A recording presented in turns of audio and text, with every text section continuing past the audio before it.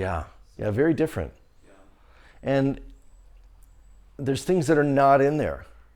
There was not any lighting cues. You don't do that. You're taking over somebody's job. If you're going to say, I want a two-shot of these two characters, we're looking over the shoulder of Jacob and looking at David, that is not your business as a writer to be making those kind of notes in parentheticals in the script. You're not allowed. And for reasons you're not allowed, because that's between the DP, the lighting, the director, to make those creative choices. You're taking away their creative choices. And if they read a script like that, a director is going to say, I don't want to work on this.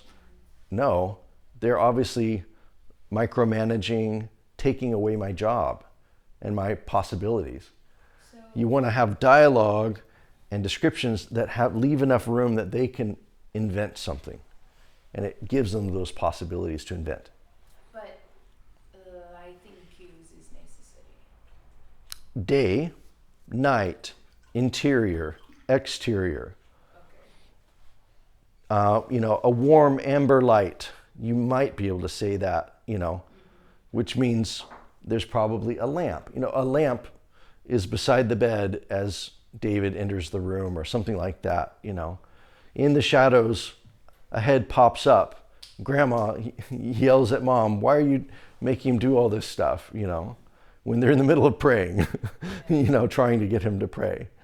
That was something you could have described really well on the page, but you wouldn't have said what lights are in the room or not in the room. You would just say interior night is probably all you would say for that.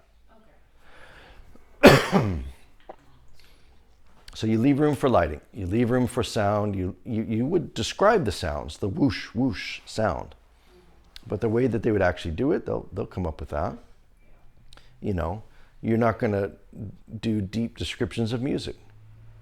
You're going to say, maybe there's a montage and you have a type of a sound that you want to have played. A harpsichord is heard over the sound of the train, and that's very specific, but they could do that. But you're not saying, I want, fugue in B minor and exact name of a classical piece by this violinist or pianist or whatever. You're not going to do that. You can't narrow their options so much. Did you see how they described the characters at the beginning? Jacob, 37 to 42 or something. So it was a range so that they can, as an actor, say, oh, I think I could play that, and then they step into the role. So you're giving options in that way, but give enough specificity, enough detail that they can feel like, I think I could see that, The description of that car, that station wagon, even before we saw it on the screen, when I read that on the page, I knew that was like the station wagon. My family had 3 of them growing up, and I knew they were ugly.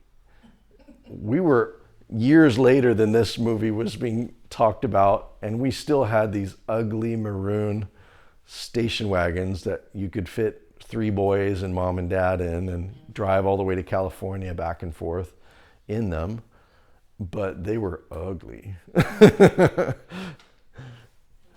So it had emotional depth for me, having lived through something a little bit like that. And those details matter for the audience that you're trying to catch, Okay, well, let's move forward into today. We've got a lot of ground to cover, and would love to get through a lot on the hero's journey today, is where I'd like to go.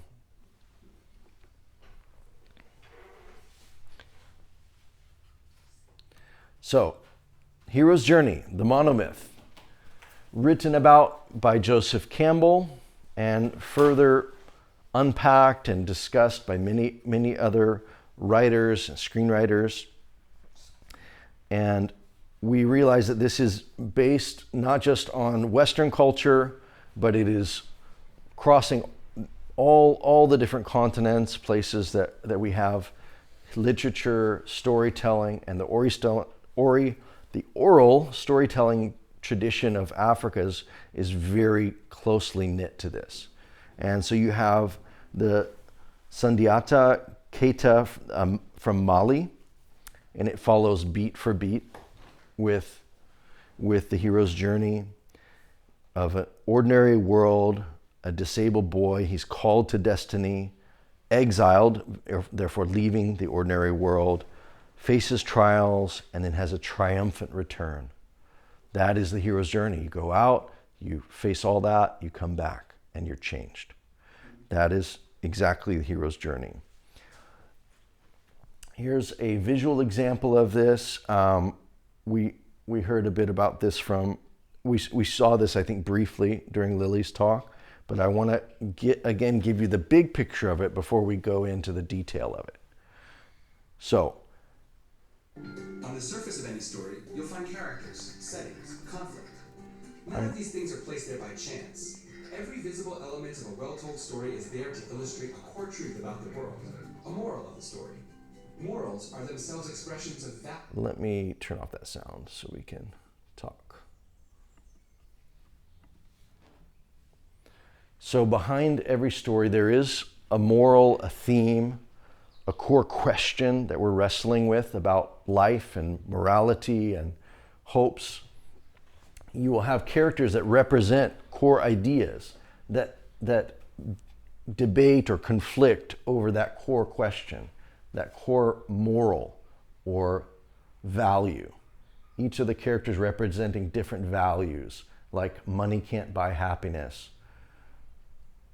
You have these core values from different settings and cultures, but we all expect that there will be someone that is unassuming, maybe appears to be weak. They're going to leave their ordinary world, be called to adventure by a strong, maybe scary threshold guardian, a mentor that gives them tools or weapons, something to help them go out, face great challenges, win battles eventually, and come back with treasure or knowledge or transformation that will change their community because they've returned home different. Tell it in your words. How would you describe that? What is the hero's journey? Tu peux parler en français si tu veux? C'est quoi le journée du héros? Aller recevoir, retourner chez lui, apporter une transformation. Oui. What is home like before he leaves? Il y avait des besoins là-bas. Mm-hmm. Chez lui. Maintenant, il est allé recevoir une autre éducation pour revenir chez lui, apporter la transformation. That's good. That's good. Yeah. Yeah, he is taught through the journey. Going out, fighting the battles teaches him many lessons. And in oral storytelling in Africa, it's often not so much the emphasis on the single person, but they learn how to rely on one another more deeply, that when they come home, the whole community is directly transformed, not just the main character is transformed. And so there's that collective, that communal emphasis that is strong. The Ubuntu idea is a core theme that you'll see throughout African cinema, television, literature. And we see that across the continent, different forms of it. So, going a little more detail, I understand that this is one tool. This is one theory. This is one idea of how stories can be told. It is not the only theory, but it is one of the most common ones. And you will see it in movie after movie. What is the ordinary world for Minari? The ordinary world. What are the characters leaving? A stable job. With good income. Yes. Yeah. They've left before we even see them on screen. So they're tweaking the hero's journey, but they are leaving something. What else are they tweaking in the hero's journey? They're not doing just a simple hero's journey in this movie. So they go out, they face trials. What trials do they face? Who's the threshold guardian, actually? Who's the person that gives them tools and abilities to deal with the conflicts that come? Is it that guy? It's the crazy guy carrying his cross Yeah. with his thick glasses and his crazy Pentecostal prayers, right? Like in the TikTok. He's like, you got to plant it the way Arkansas plants this. You'll be happy. And the guy's like, okay, I'll be happy. He trusts him even though he's afraid to trust him. And he doesn't trust him on everything. He doesn't dig the well with their water witching superstition. He's like, we use our heads. And he doesn't get enough water. I don't know what that's trying to say, but it is about him making his home, embracing something of the new culture while also keeping something of his original culture. I think that's the core thing the whole movie is about. I think the core movie conflict is, how does grandma smell? Does she smell like home or like bad? Yeah, like she smells like Korea, is the line that David says. But he's not saying that near the end. After all the conflicts and stuff, he's changed his view on her. He's calling her to stay with them when before he didn't want to share his room. Right? Deep conflict, deep, meaningful, heart level, emotional conflict in going from one culture to another. Even though they were already in California, they were in Korean culture. At the warehouse where they're sorting chickens, the lady says, a lot of people came here to get away from Korean churches. And you realize we're not in Korea anymore. Okay? So, they left that ordinary world. They faced all their conflicts. What was our moment of greatest conflict, fear, apparent death? What was that? The fire. The fire. Definitely the fire.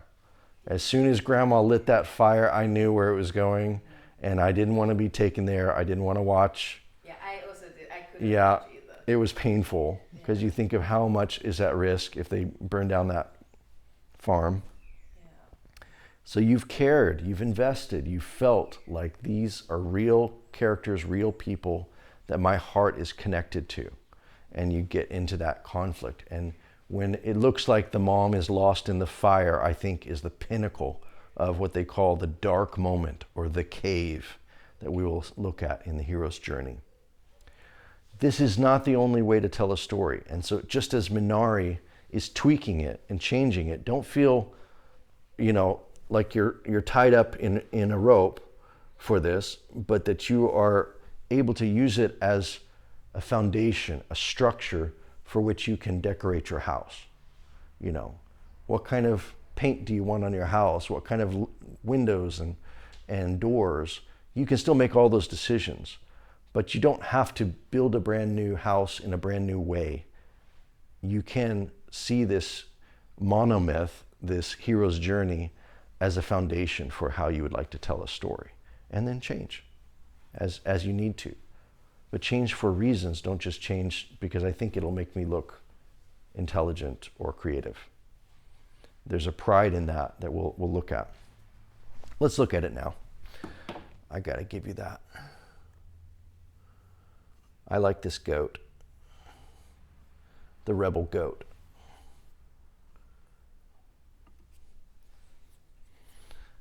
Here's our rebel goat. Please do not climb on the rocks. No, oh wow. Your rules have no application for me. I am a goat. I will climb. So, the rule deal. Similar to Picasso's quote that we heard from Lily last week, but different in an important way. Know the rules first. Now, you can decide if you want to make this deal. The deal is with me. I, your mentor, your threshold guardian, calling you to adventure. Will you choose this adventure? If you choose this adventure, your threshold guardian, your old guy, will ask you, don't know the rules first. And if you need to, break a rule, but only one rule at a time. Or else your pride will reveal your ignorance.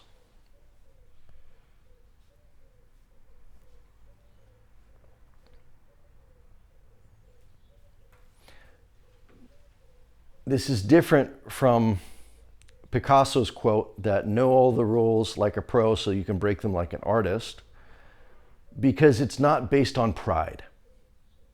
It's based on humility, of acknowledging that we're not the greatest filmmakers who will ever live.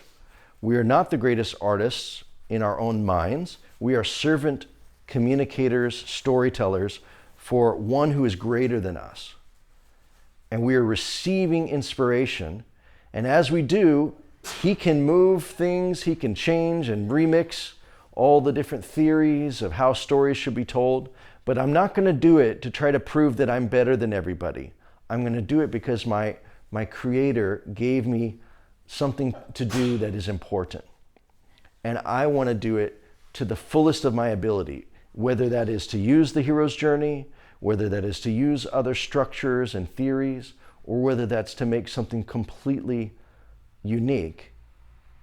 Unique is usually bad because most good ideas have been thought in other generations and centuries.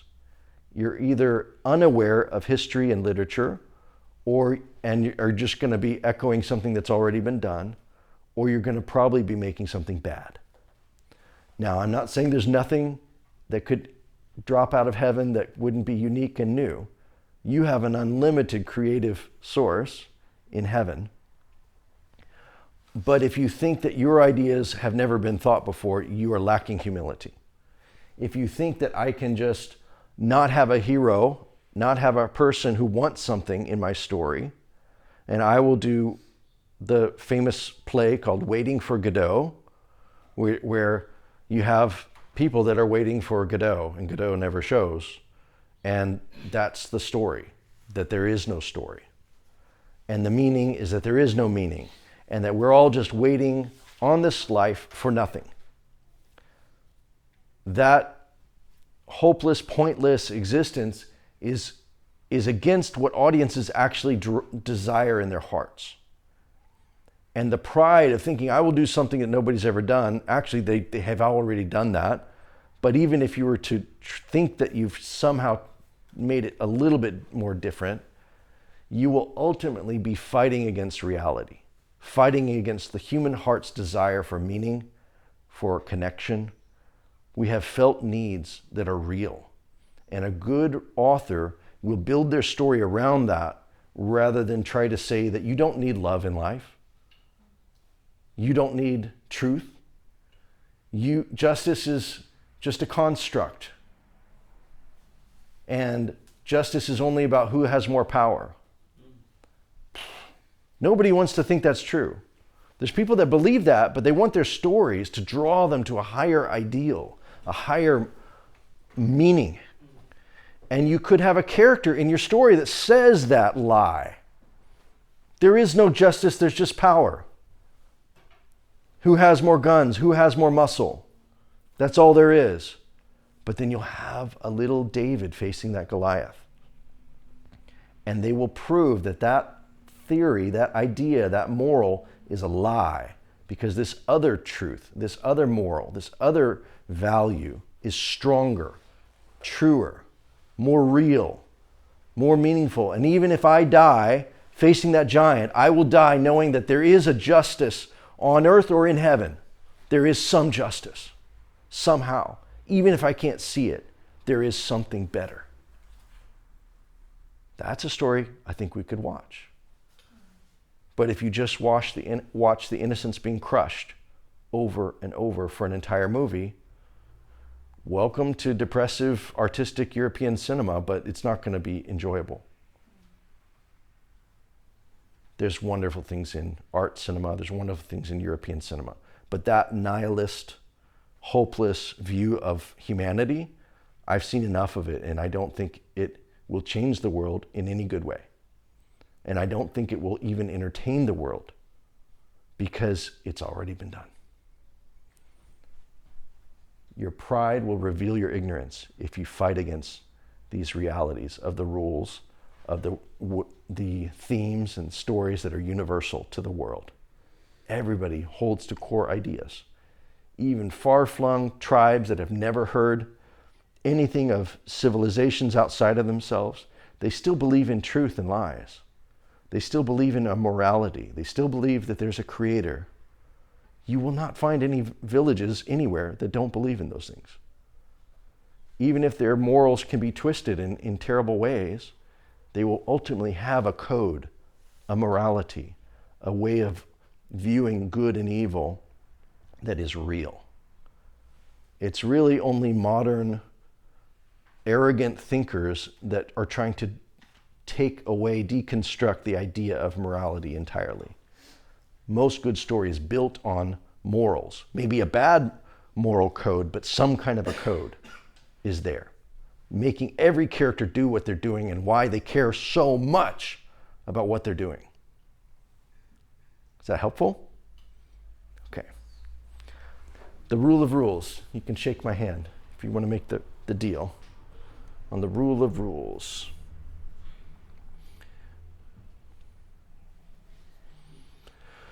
Okay.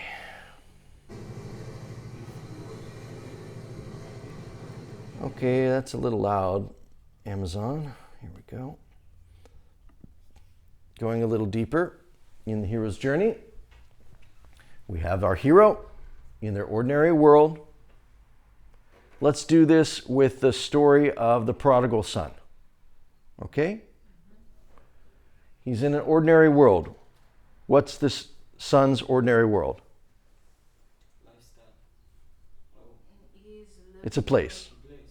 Yeah, he's living with his dad. Yeah, he's at home with dad and his brother, right? And all the others. He receives a call to adventure. What is his call to adventure? Going out to exploit. New lifestyle. New lifestyle, Living home. temptation,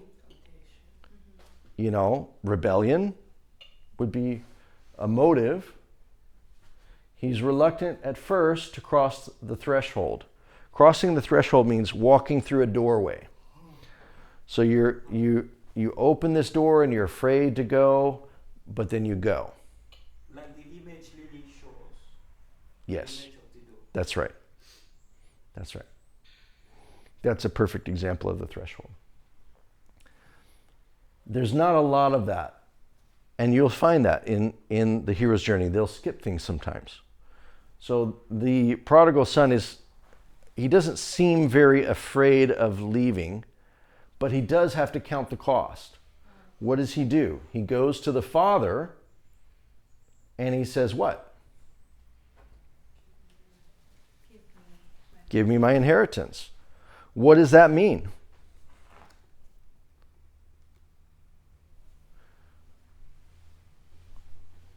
What does that mean in most cultures of the world? It means, I wish you were dead. Because if you're asking for your inheritance when he's still alive, That is it's a deep gut punch. It's a deep, deep insult. it's a taboo to my own country.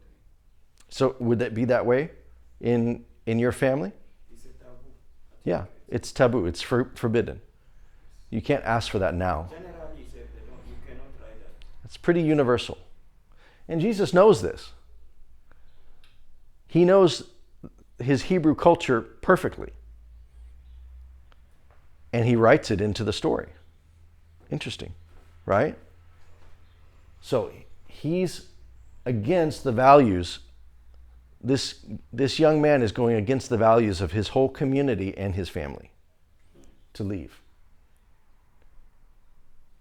Your story doesn't have to be about somebody doing something good. They could be tempted by something evil.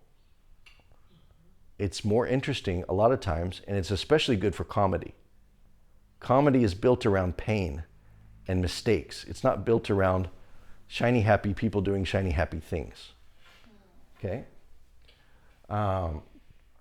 As he leaves that doorway, the threshold, he faces tests, allies, enemies. Allies are not the same as the hero. Yeah. They should want sort of the same thing, but they might want it in a different way or for a different reason. And there's still a little conflict between them, friction. But they're going to be allied to help face the evil, face the bad. Like wolves in a sheep cloth. You can have enemies that are hidden amongst the allies. The Judas Yeah. is real to human character and history. There are cultures that would try to lift up the Judas, but generally we all agree that deceit and betrayal is an evil act. Yes. Okay. What do you mean about allies? Like a lot of people? Doesn't have to be a lot, but it's friends. Okay. People that want to help you. Okay. So if we're looking at Jacob, the father in Minari, his allies are David, the boy. He's an important ally. He's trying to get him to help mom see his point, that this is our home. Who else is David's ally? Like We have someone the threshold guardian guy, the crazy cross-carrying Yeah. guy is another ally. The father of the boy. The father of Conversation with David. the father of the boy? I think right. David's dead. I'm talking about Jacob as the hero. Okay. Who's helping Jacob? Okay. Who is an ally for Jacob? It's the crazy dude. Crazy dude, And then the boy. also- and then the grandma also in some sense. Sometimes the grandma. Yeah. She's back and forth. Yeah. She's an interesting point of conflict, and that's why I said her conflict with David is actually what decides the whole outcome of the whole movie. Like some people follow one يعني, or agree about idea. Yes, Okay. yes. And they might agree for different reasons. Yes. And they might even fight a little Yeah, bit, negative or positive. but It's they will okay. ultimately agree. Yes. So you have Harvey Dent and you have Batman. And then you have, what's the main policeman? But yeah, so you have the police inspector guy, the main police director. So they work together for most of the time, fighting against the Joker, fighting against these other bad guys. But eventually, Harvey and Batman don't agree, and Harvey becomes evil in the future stories. But the policeman and Batman see it the same way. We have to fight for justice, and we have to fight for it outside of the rules sometimes, is the core idea of Batman. Okay. All right. So as he's doing these conflicts, he reaches the innermost cave, something that represents the deepest fear of your hero. For Jacob, I think, and for his wife, I think it was that point where they were making the deal with the grocery store. Jacob finally got what he wanted, that he had a deal that would make money, and she lost her marriage. Yeah. And he didn't even want to acknowledge that. He chose the farm over their marriage in that moment. I actually didn't see it that way. Yeah? How did you see it? I saw it as he was really working hard to get his family back on track. He was. But she didn't see it that way. She saw it That's as, true. as it's either the farm or them. But Yes. he was doing the farming for them. Yeah. So I think you're right, because from her perspective, that was the innermost cave. From his perspective, what is the innermost cave? Because they're both two sort of heroes. She's an anti-hero, but he's a hero, more or less. And at times he's the anti-hero, but they're both trying to do things to help their family, basically. I think the innermost cave was either the water shortage or the fire. Yeah. One of those two. Yeah. If not both. And they're coming together because you don't have water and now you're fighting a fire. Yeah. Yeah. That was our great supreme ordeal, was the fire. Because you have the innermost cave where you face your deepest fear, but then the supreme ordeal is that climax moment of conflict. That was the fire, for sure. Because she could have not gone in and helped him with the vegetables. Yeah. He could have kept fighting for the produce and the farm and not saved her. But they both saved each other like they said they would back at the beginning. Beautiful. He seizes the sword or the treasure and goes on the road home. So the treasure, what is the treasure in this case? We think it's selling the food to save the farm. What is it really? It's the family. Yeah. His marriage. Yeah. The marriage and the mom. That the mom is accepted and loved. That grandma is called back to home. So that home is here, and its home is here because we are here together as one. And returning to that ordinary world is quite simple. Ordinary world has shifted from being California and big Korean community to being where we are as a family. That's the core treasure and home journey. And that's what changes their world. For the prodigal son, he crosses that threshold by taking the inheritance. Tests allies and enemies are pretty simple. He goes out drinking and carousing with women, wastes all that money. The innermost cave is when he's working as a slave, just to try to get, just offering these pods to the pigs. Pigs representing the dirtiest thing for their culture that you can even imagine. And then his supreme ordeal is fainting from lack of food when he knows even the servants in my father's home would be getting fed. I'm going to humble myself, which was the core sin, was his pride. I'm going to humble myself and go back and ask to just be a slave. The sword or the treasure that he receives is to realize that I think it's realization that I am loved as a son, I'm forgiven, or that there is nothing outside of my father's love that is actually worthy to give my inheritance and my life to. Maybe that's it, that he's just learned humility. And then his road back is very clear. He goes back. The resurrection is when he goes from trying to be a slave to be embraced as a son. It's like, I'm not worthy. And his dad embraces him and celebrates him. And then we have reflection that changes the ordinary world because the older brother doesn't want to come in and celebrate him. He said he was lost and now he's returned. Now he's found,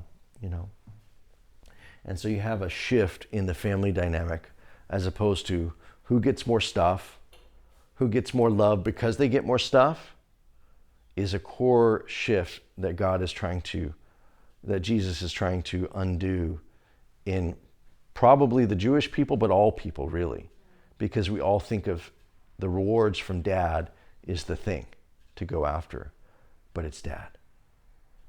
It's Father God.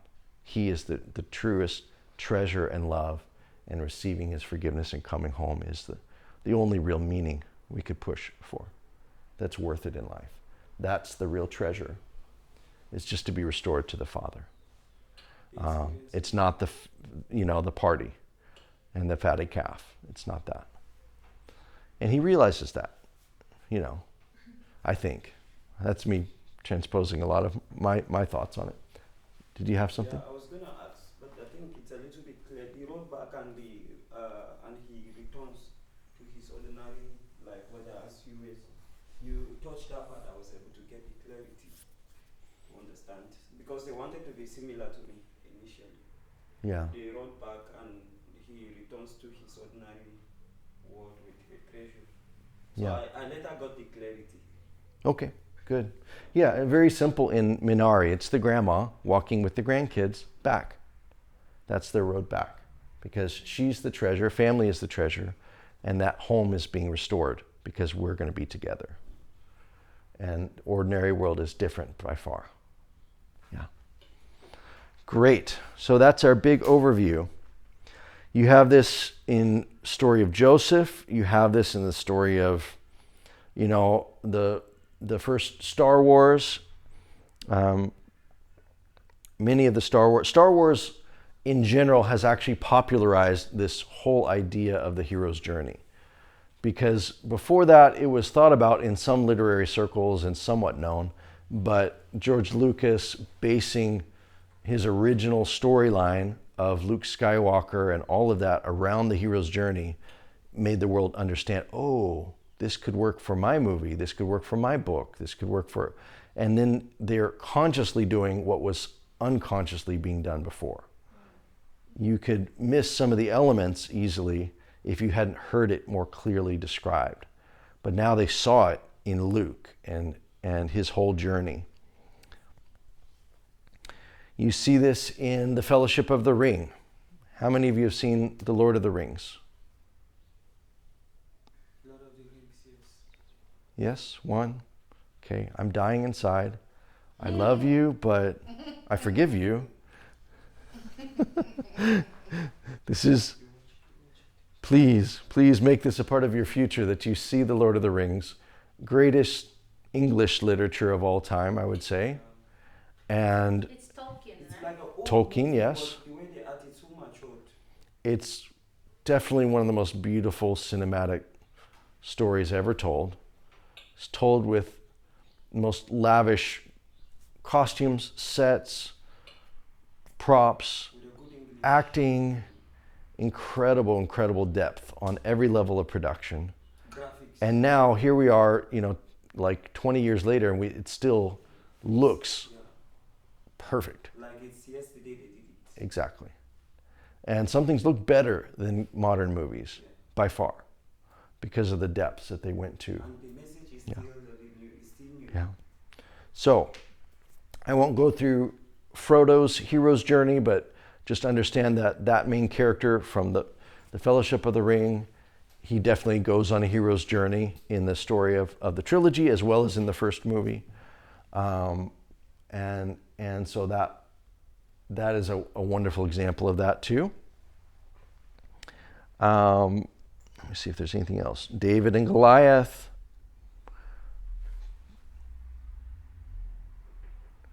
I'll go through more of these later, but let's keep rolling. We have three main parts in the hero's journey. Your setup, your ordinary world that you're called out of. That's the first third of a movie, usually. It's a little bit less sometimes in fast-paced movies because they'll get to the call to action pretty quick sometimes. And then when they leave, they're called, they're in an ordinary world and we see it. They're called out of that ordinary world by circumstances, by people, by a dream or a thing that they're going for. And then they initially will refuse that call. They don't really want to do it at first. This is important because it makes the hero relatable.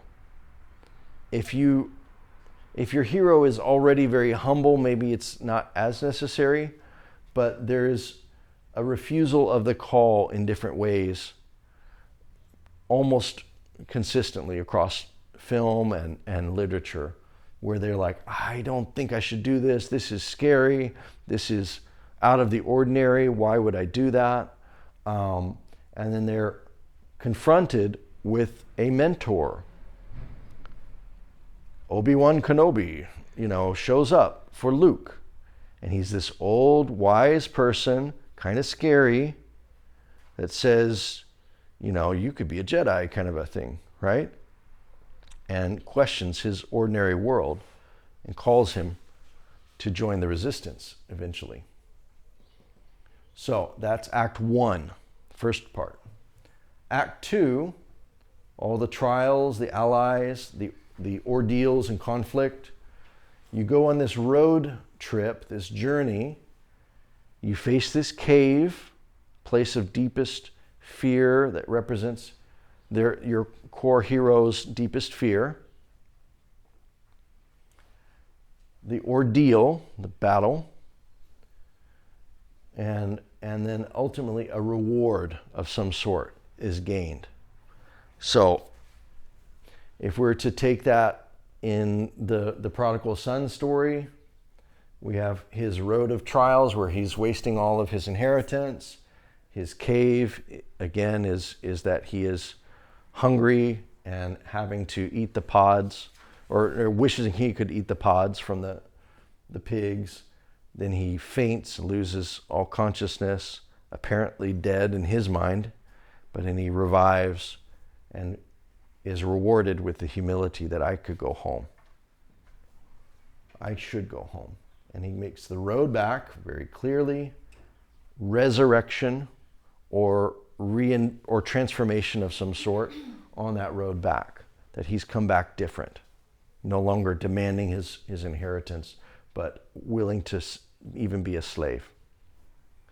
And then he comes back with that treasure, that elixir, that antidote for the poisons of their community. You're coming home different. And because you came home, everybody's celebrating. Everybody's grateful. Yeah.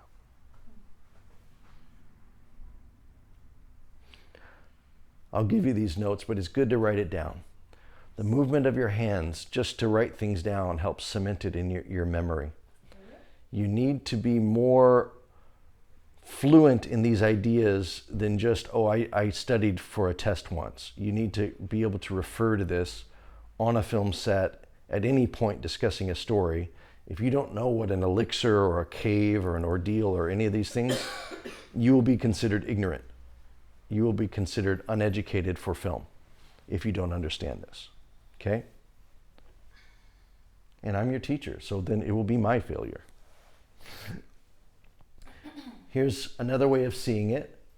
In the first act is you see the ordinary world, see what's going on. Nothing's being disrupted.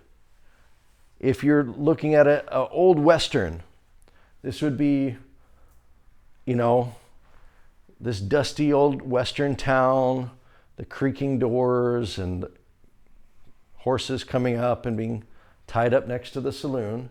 But what happens is somebody comes to town, this hero shows up in town, and, that starts an adventure that changes the town. So instead of a hero's journey going away, it's actually a hero arrives to town. That's a core way that a lot of Westerns are told. Star Wars is based around Kurosawa and Westerns. It's a space Western. And in understanding that, you start to see that there's similar conflicts, there's similar types of characters that represent justice and freedom versus injustice and corruption and violence. Yes? The first one, the ordinary world. Yes. Heroes everyday life before this disruption is what? Disruption, it's the same word in French, but it means what was ordinary is going to be changed. And it doesn't necessarily mean change for the better. It may initially look worse. If you're in a tragic story, the ordinary world is actually a good thing. And you start making mistakes and you start to tragically leave the good values of that ordinary world and make deeper and deeper mistakes, betraying the values of your ordinary world, until you eventually get to the darkest, climax of all your mistakes, and you either learn from your mistakes or not. If you learn from them, then it is a happy ending, and you will come back to your ordinary world with new knowledge, usually humility. That's really what the prodigal son story is that kind of a tragic story that turns out okay. But you have lots of comedies and things like that. Yes? Question. So I'm thinking of the movie Legally Blonde. Yes. And so there's not necessarily someone that says, hey, you should go to law school. it's like this revelation that she has for herself that she wants to go to law school. What about the boyfriend? Would you think because He's a nemesis, he's a nemesis? but he's also the threshold guardian. And you can have one character do two things. I think he is that because he says, you can't do this. So she says, I'll show you, I can so. It's a reverse psychology kind of thing where she's going to pack up her pink laptop and go to town, go to Harvard or Yale, whichever they go, My knowledge of rom-coms is pretty deep, thanks to my wife, right? Yeah, I'm like pulling out details here. What is it? Bruiser, yes, So even just him challenging her is kind of that person that. yeah. Her ordinary world is California, meaningless bubblegum life of like, I can be dumb and it's okay. And even though she's not really dumb, she has the personality traits of a dumb person, right? Is kind of what's being portrayed. Yeah. And then her call to adventure definitely comes through the boyfriend because he's the one that leaves her. There's also a sub character of the old ex-girlfriend or something that he's going to find in Harvard. Yeah. Yeah. I don't know that she would be that though. I don't think she's the threshold guardian. But that's her call to adventure, to go become a lawyer, and she has to, fill out the forms and do some stuff she doesn't do a lot of a refusal of the call. But there's definitely a testing of that call, and then she decides to go and do it. So It could be argued that there's not a threshold guardian there, that there's not a mentor, but I kind of think he is the one. If I was to guess. Yeah. It's easy to debate these things because it's theory. It's not rules that you have to strictly do. Paint by numbers is what a lot of, European or international art film would say, all of this is garbage because we know what's going to happen in the end. How dare you make such a predictable and pedestrian film? And to that I would say, okay, how many people want to watch movies with no structure and no nothing? These reinvented stories are usually garbage. And if you have to make a big film for a big crowd, you're going to make it about big ideas that many of us share or debate over at least. make it relatable. Yeah. Yeah. You can't change everything, subvert everything on every part. If you're going to break the rules, break one rule and have a reason to do it. But don't break all the rules all the time. You're just going to look ignorant. Okay? And I will look ignorant because I taught you, supposedly. Okay. Wait, hold on before you skip. I will give you all of these notes, but that's good for you to capture it. The first slide, I wanted to check something. Yes. This one. Just a blink of it. The previous one? Yeah. Okay. That's all. Yeah. Okay, one of you, tell me the story of Moses in the hero's journey. Who would like to? Who will accept this challenge, call to adventure? He trusts to God. Stan, Yeah. tell it to me like a story. Come up here and let's hear the story. You want to do it? Sorry, again.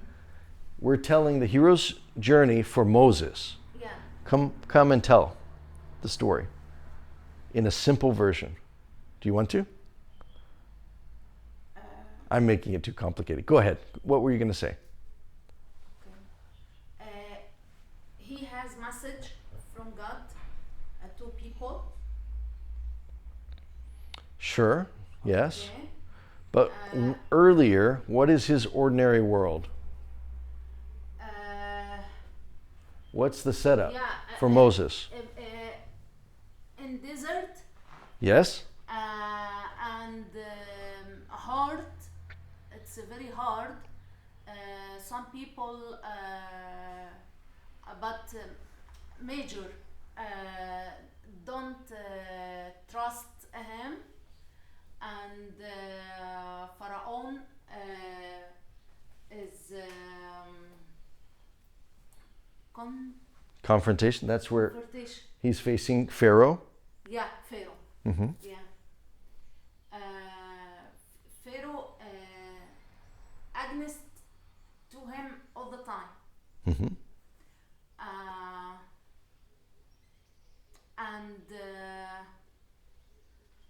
But Moses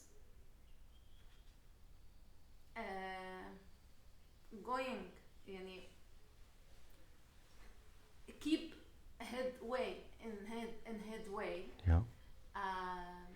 He doesn't stop. Yeah, he's faithful. Yeah. And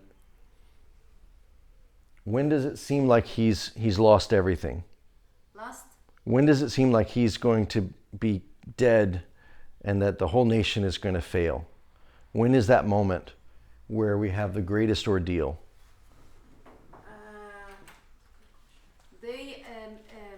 They worship another. Mm-hmm. The golden calf, Another god. the idols, yeah. That's later. I'm thinking of the Red Sea. Yeah. Because you have Egypt and Israel and Pharaoh's army chasing after them. Okay, They look like they're dead. Yeah, And his middle. And he, with his staff, opens up the Red Sea by God's power, and they're all saved. Yeah. Yes? I would also argue that the point where he kills a man. There's a whole nother ordinary world earlier. Well, really, before that is when the babies are being killed, right? And he is put into the basket. So his ordinary world is, he's an Israelite. Just like the rest of them, poor, powerless, facing violence. And his call out of that ordinary world is his mother, putting him in the basket, saying, maybe God will protect you this way. It's a step of faith, not a step of giving up. If she was going to give up, she would hold him in her arms and we die together. But there was a faith of somehow maybe this child will live. And I don't know if there's a refusal of that call, he's a baby, but then he has multiple mentors, his mother and his, aunt or cousin? Who is it that ends up helping take care of him in Pharaoh's house? Cousin Pharaoh. It's Was his family member? it was a family. Yeah. In the house of Pharaoh, he's both being mentored as a leader and ruler in Egypt, but also he's also being given a bit of his own Hebrew culture through his family. That's the core question. What is your identity, Moses? Are you this Egyptian ruler? No. Are you actually a Hebrew? The Hebrews themselves aren't even sure. We're getting tortured because because of your changes you're asking for. We're facing all this, and you murdered a man. And so then he's rejected both from his ordinary world people and his community and from Pharaoh and the Egyptian community. He's left in deep, road of trials, going into the desert. That's probably his act 2 there. There's a lot of different structures in his story because it's a big, long, lifelong story. But there's multiple heroes' journeys in that. And I do think a big part of it is getting out of Egypt, facing all the calamities and plagues, and then getting out to the Red Sea feels like the great ordeal. And the reward is that they are able to leave Pharaoh's army behind and are in the road to the promised land by the end of this. The road back is not a road back, but it's a road forward to the future of their people in Israel. Yes? I think main problem I understand now. Mm-hmm. Main problem for this story Pharaoh reject, get out people of God. Yes. So that core question, is there a people of God, or are these just slaves? If these are my slaves as Pharaoh, then you can't leave. I say no. And that's ultimately a lie of the devil against the whole nation of Israel. You don't deserve to exist. There is no people of God. We want you all dead, or slaves, or abused, or whatever, but not to have a future, a land, a hope, a promise. They were also a bit of a threat to Pharaoh because they were growing in number. Yes. They were very big people. They definitely threatened him. And they were also the source of riches because they were the slaves enriching. Yeah. And they were being blessed. So he wanted that, but couldn't really take it because of their numbers. Yeah. It's good. Okay, so you're seeing it in biblical literature. You're seeing it in cinema. We're seeing it a little bit in literature. Yes? I was imagining the story of Gideon would be very easy. Absolutely. Gideon is a perfect hero's journey. His ordinary world is subjugation, being afraid, threshing the grain, hoping the Midianites are not going to come and kill him, right? His ordinary world is fear. And God himself calls him out of fear. He tests and refuses the call very clearly, asking for confirmations, right? And then he has to build up allies in his army, and then they go and they fight. It's very clear. And by winning the battle, that gives them a measure of freedom and peace that they had not had under the Midianites' attacks. And so their ordinary world is changed. Perfect. Yeah. You see it. I want to ask if the movie of Go Africa also is the hero journey or not. I think it is. I'm thinking about the different characters. You have Paul. His character is at the very beginning leaving his home, Burkina Faso, and going to Nigeria, facing those trials immediately where that van is shot up, and he has to decide, will I refuse this call or will I go? That's the core story question for Paul. And he does go, and he builds all of his allies and faces all of the challenges and stuff. Skyboy has his own journey, right? His ordinary world is a world of violence and abuse of children in the initiation rites. We see this occultic thing that he actually has to dig the graves and do all of that to endanger these children, even killing one of them, right? And he eventually refuses that bad hero's journey to be redeemed and become one who is sent and becoming a missionary. Is it true that anybody could be a missionary? And hearing the story of Paul, he asks that pivotal question, and they say yes.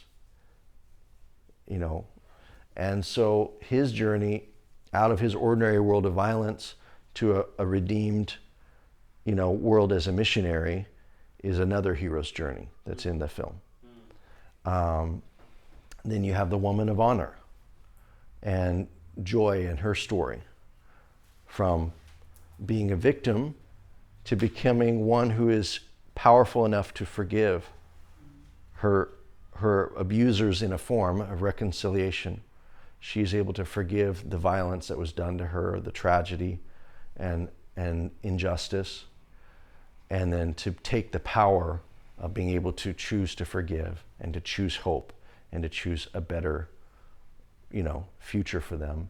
I think that's her taking an elixir and returning home, in a sense. So I think there's multiple heroes' journeys because you have three main characters that are being developed in that way. Yeah, good question. How many of you have seen that yet? The Go Africa film? Okay. We should watch it. I've watched it Several times. Nice. Yeah, me too. So here we see Supermodo from Kenya. And in the trailer, you already see a hero's journey. We have Joe in her village, a sick child with big dreams.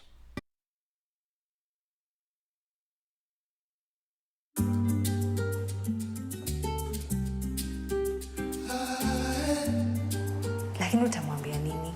Unajua anafaa kujua. Kile tu anafaa kujua saa hii anafaa kuwa nyumbani. Sawa? Unadhania ni lake nini? Ndio, hiki kinafaa kwenda kwa mganga.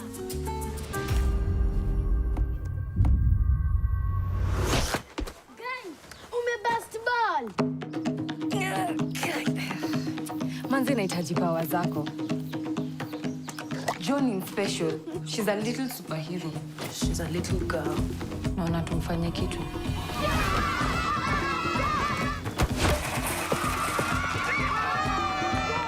Rule number 1, usiambie mama. Joe, do something.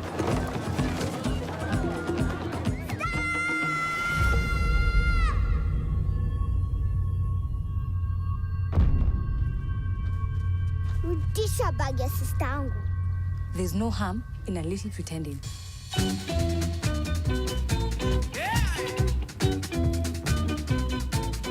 Mbona hutaki kumwambia ukweli? Mamake nani? Ni wewe? What is your mission? To save them all so I can finally fly.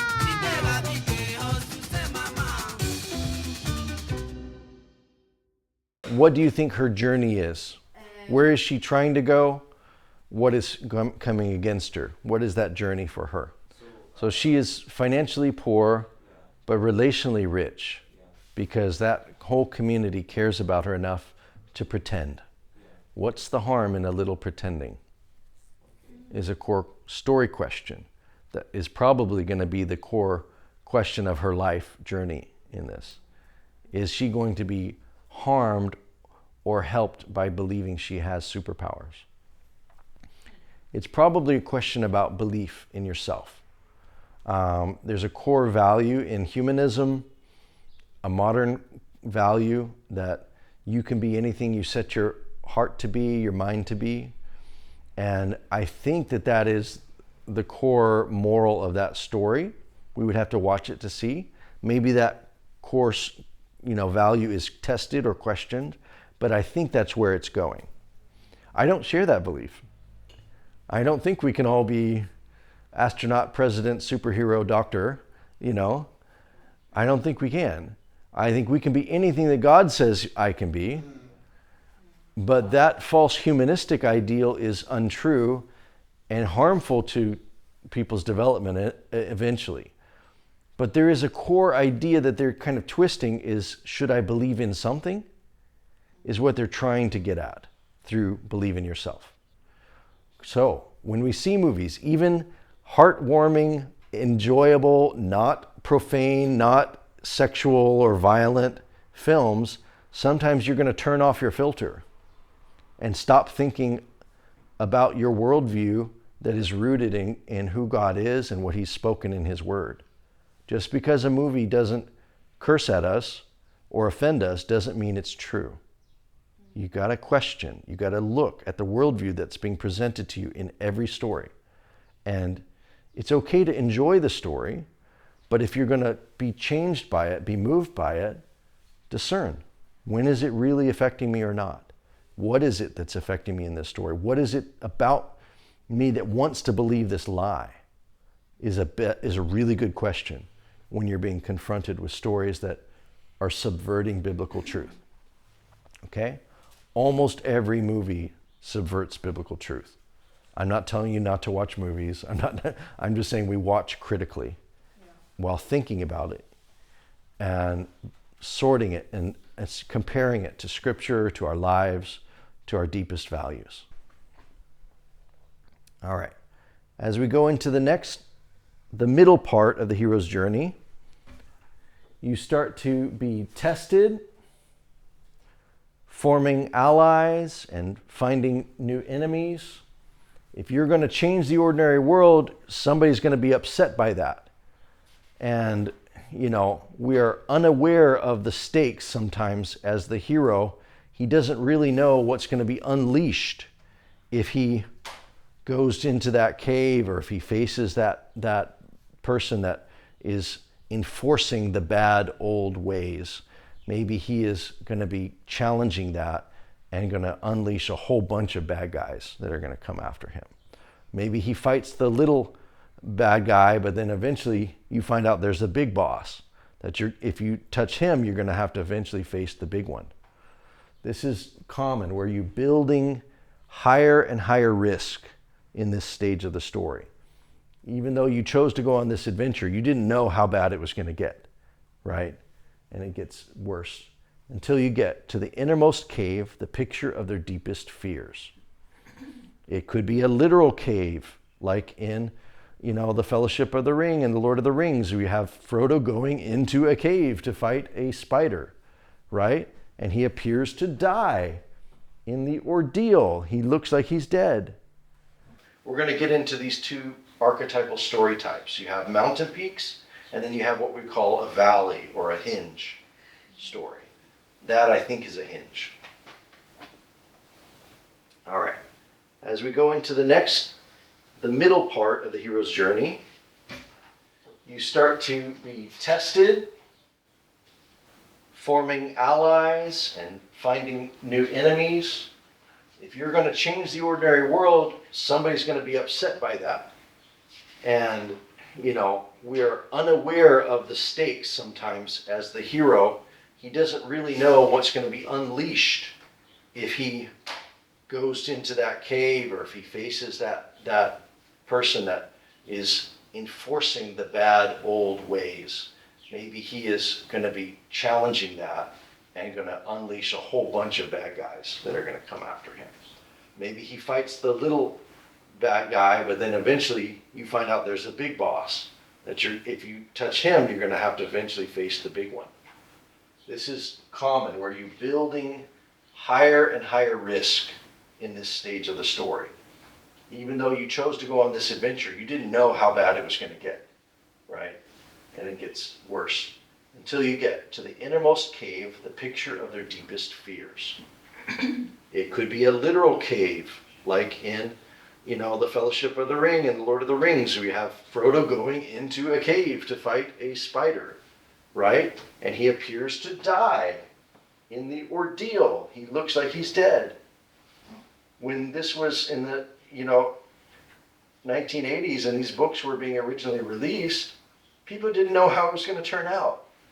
They were so afraid that the hero had died in book 2, I guess, that when he lived in The Return of the King, in that book, I heard there was a story of somebody who had spray painted graffiti on a wall, "Frodo lives." They were so shocked with hope and joy when he comes back from the death that they cared about it that much that they were going to break the law and go write it on a wall, right? Okay, and then so you face that dark moment, that apparent death. It looks like they're dead, or they fainted, or they're going to lose everything, but it looks like it's all over. And then you gain a reward. You've made a deep sacrifice, and something is earned in that moment, is redeemed in that moment. Return of the King, Aragorn, the brave warrior king who's fighting against all the forces of evil.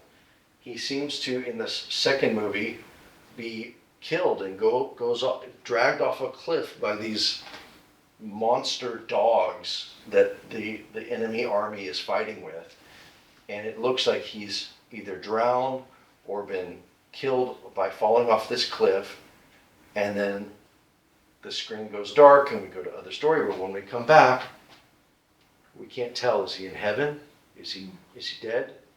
And he's starting to have visions of his love and of the woman he loves. And then he realizes that the horse is licking him, and he wakes up. Yeah, this is a big spoiler, but you're going to have plenty to enjoy in the film. I can't possibly spoil this movie. I won't try, but you can't. There's so much. But in that moment, he seems to be dead, but he comes back to life. You have many heroes on many journeys in a big, big epic like the Lord of the Rings. And so that's one of those heroes. Two of those heroes in their ordeals. The reward, a knowledge of power, a treasure, a thing that changes the community when he returns home. So the journey back, resurrection, like I said, that could have happened earlier, but there's a sense of a final test, a final ordeal, and you finally beat the bad guy, and then you return home with your treasure in hand. Okay, we've gone through this multiple times in multiple ways. What would you guess it was for Munyorungabo? What, from seeing the trailer yesterday, what do you think is the call to action for the boy? We heard it in Lee Isaac Chung's behind the scenes interview. He finds out where the village is of his father's killer, right? That's his call to action. I'm going to go do something about this injustice that was done to me. So he's starting in an ordinary world, at home, a home. It's not a perfect home, but he's lost his father. And he goes on this journey to get revenge. In the end, he doesn't do it. He's redeemed and changed and faces that deep challenge and resists the temptation to have revenge, to fight evil with evil. And he goes home and is returned to his mother and is changed by that journey. That he values home and family and goodness, righteousness above vengeance and evil. So he is in this decision, will I be a villain or will I be a hero in the film? And that's a good story. Should have a hero that is really tempted and tested. And it should also have villains that are really tempted by righteousness. They're really like close, wanting to believe in something good or better, but something's gone wrong and twisted them inside. And they've ultimately chosen evil. They shouldn't just always have been evil. That's boring. If your story's boring, look at your villain. The worse your villain is, the worse your story will be. Many, many faith films, especially Christian films, stink because they've never really thought about the nature of evil and temptation and what makes bad people do bad things. They're just bad. And we're judgmental about them, so we're just going to not write any detail in their motive, in their heart, and their emotions. We're just going to say they're bad because they look bad, and they sound bad, and they do bad, so they're bad. That's not good. It's always been interesting to me. Because I've always wondered. And the Bible's not like that. Yeah, like why are Christian movies so bad? And now that you mentioned that there's a lack of depth to the characters, maybe that was it. But how much depth is there in David? How much depth, David is a hero, but he's also really tempted. Mm-hmm. Deeply. Yeah. You have such heroic elements in Saul, but he's ultimately a villain. And this contrast of two kings. Yeah. One with the heart of God, one with the heart of man, and fear and pride. Right?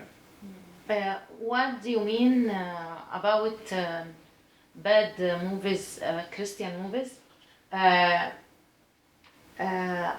Do you mean characters from Bible like David, like Moses, like I think this professional? No, I don't mean Bible movies. Yeah.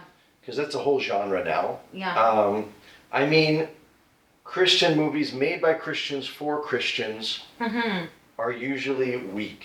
Yes. In different ways. Yes. Whereas the Passion of the Christ is not weak at all. Yeah. It is gutsy, powerful. Even for people that would hate the gospel, it's powerful. Yeah. And that's because it delves into the nature of evil. What really tempts Judas? Because What does it feel like to go down that road into making a deal with the devil and getting the punishment of that? That is terrifying. Because all the time send direction message. It's not right. Okay. There's no risk. Yeah, and we need disguises. Internal and external motivation Yes, in characters. that's right. Yeah, but all the time we don't can this because we don't study about these characters is enough, and we don't search enough. We're not honest enough sometimes Yeah. about our own temptations, about the world's challenges of, Yeah. are my values really going to be tested? Or will I just do good because it is good because the Bible says so? The circular logic of the Christian who's never questioned their beliefs. Well, the Bible says it, so it's true. Why is it true? Because the Bible says it. We didn't go anywhere, did we? We're just walking in a circle. That's Christian movies in the values that are being attached to the characters. This one's good because they're the Christian. This one's bad because he's the atheist. You know, God's not dead. That's what that film series is about. You know, and we can debate as to whether it was bad or good. They do some things well in it, but ultimately it is not being deeply tested. You know, yeah. All right, we need to take a break, so we'll pause here.